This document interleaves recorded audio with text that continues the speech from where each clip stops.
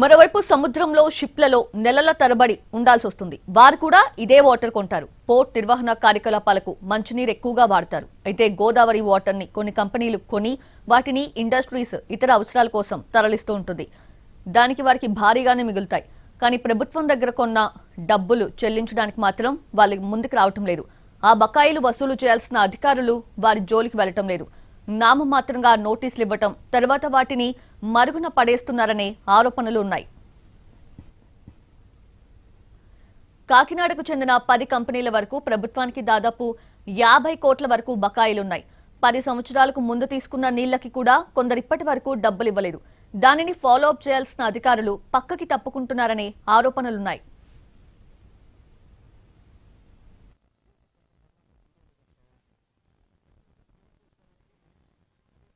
ధవళేశ్వరం నుంచి గోదావరి వాటర్ సామర్లకోట ఈ కెనాల్స్ ద్వారా వస్తుంది. ఆ కెనాల్స్ నుంచి సామర్లకోటలోని చెరువులు, అదేవిధంగా సమ్మర్ స్టోరేజ్ ట్యాంక్లో, అదేవిధంగా పెద్దాపురం సామర్లకోటలకు సంబంధించిన త్రాగునీటి అవసరాల కోసం మొత్తం ఈ 2 మున్సిపాలిటీల త్రాగునీటి అవసరాల కోసం ఫిల్టరైజేషన్ అవసరం. మరొక వైపు ఏదైతే ఈ సమ్మర్ స్టోరేజ్ ట్యాంకుల నుంచి వాటర్కి సంబంధించి ప్రైవేట్ కంపెనీలకు కొన్ని కంపెనీలు ఏదైతే ప్రభుత్వం నుంచి ఈ పబ్లిక్ హెల్త్ డిపార్ట్మెంట్ ద్వారా లీటరు 10 రూపీస్ వరకు కొంటుంది. అదేవిధంగా 10 రూపీస్ నుంచి 5 MLD సామర్థ్యం గల ఫిల్టరేషన్ ప్లాంట్ పెద్దాపురం మున్సిపాలిటీకి సంబంధించి, అదేవిధంగా కాకినాడ మరొక వైపు ప్రైవేట్ కంపెనీలు ఏదైతే ఉన్నారో ప్రభుత్వం నుంచి కొనుగోలు చేసిన ఆ కంపెనీలకు ఏదైతే మొత్తం ఈ గోదావరి వాటర్ ధవళేశ్వరం నుంచి వచ్చి అదేవిధంగా ఈ కెనాల్స్ ద్వారా పైప్ లైన్ ద్వారా ఈ లోపలికి వస్తుంది. మరొక వైపు లోపలే చెరువు ఉంటుంది.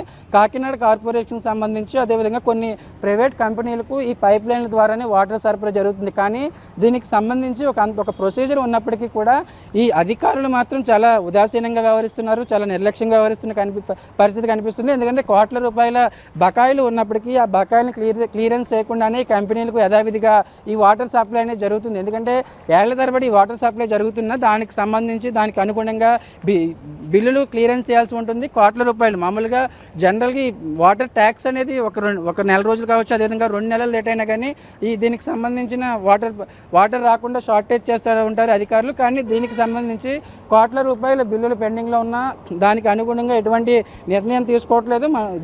ఈ వాడకానికి సంబంధించి సంవత్సరాల తరబడి పెండింగ్లో ఉంటుంది. పంప్ హౌస్ ఉంటుంది. మరొక వైపు పైప్ లైన్ల ద్వారా ఏదైతే అటువైపు ఉన్న వాటర్కి సంబంధించి పైప్ లైన్ ద్వారా కెనాల్ ద్వారా ఇటువైపు రావడం, అదేవిధంగా చెరువులో వాటర్ స్టోరేజ్ చేయడం. దీనికి సంబంధించి పైప్ లైన్ల ద్వారా ప్రతి కంపెనీ కూడా ఏదైతే పైప్ లైన్లు ఉంటాయో పైప్ లైన్లు మోటార్ల ద్వారా ప్రత్యేకంగా ఏర్పాట్లు చేసి దీనికి సంబంధించిన వాటర్ అనేది తీసుకుంటూ ఉంటారు.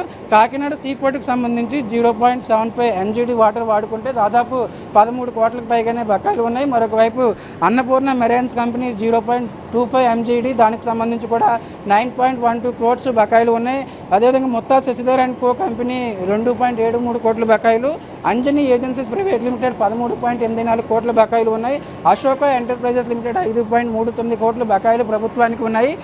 అంటే దీనికి సంబంధించి పబ్లిక్ హెల్త్ అధికారులు ఒక ప్రొసీజర్ ఫాలో అవ్వాల్సి ఉంటుంది. ముందుగా నోటీసులు ఇవ్వాల్సి ఉంటుంది. ఒకవేళ నోటీసులకు సమాధానం చెప్పకపోతే మాత్రం ఖచ్చితంగా దానికి సంబంధించిన వాళ్ళకు ప్రభుత్వం నుంచి రావాల్సిన వాటర్ని మాత్రం నిలిపివేయాల్సి ఉంటుంది. కానీ ఏళ్ల తరబడి అధికారులు పట్టించుకోకపోవడం, ఈ కంపెనీలకు సంబంధించిన వారితో ఎటువంటి లాలూచీ పడ్డారో, అదేవిధంగా దానికి సంబంధించి బ్యాక్ డోర్ ఏముంటుందో కానీ దానికి అనుగుణంగా, ఎందుకంటే ఏళ్ల తరబడి వాటర్ అనేది దీనికి సంబంధించి పైప్ లైన్ల ద్వారా వాటర్ అనేది సరఫరా నిలిపివేస్తే ఖచ్చితంగా వాళ్ళకి సంబంధించిన 2-3 రోజులు సరఫరా నిలిపివేస్తేనే వాళ్ళు దీనికి సంబంధించిన వాటర్ వాడుకోవడానికి అవకాశం ఉండదు. కానీ యథావిధిగానే గత కొద్ది సంవత్సరాలుగా కోట్ల రూపాయల బకాయిలు ప్రభుత్వానికి ఈ కంపెనీలు ఉన్నాయి. కంపెనీలు ప్రభుత్వం నుంచి నామమాత్రపు ధరకి వాటర్ కొనుగోలు చేయడం, దాన్ని ఫిల్టర్ చేసి ఇతర కంపెనీలు కావచ్చు, అదేవిధంగా షిప్పులకి సప్లై చేస్తున్నప్పటికీ కూడా దానికి అనుగుణంగా అధికారుల పాత్ర ఎక్కడా కనిపించట్లేదు. వాళ్ళు నామమాత్రంగా నోటీసులు ఇవ్వడం, ఆ నోటీసులు సమాధానం చెప్పకపోవడం, ఈ లోపు ఏళ్ల తరబడి టైం గడిచిపోవడం జరుగుతుంది. దీనికి సంబంధించి కూడా కోట్ల రూపాయల వాటరు చాలా ఈజీగా కంపెనీలు వాడుకుంటున్న పరిస్థితి. దానికి అనుగుణంగానే వాళ్ళు దానికి అదనపు రెట్లు డబ్బులు సంపాదిస్తున్న పరిస్థితి.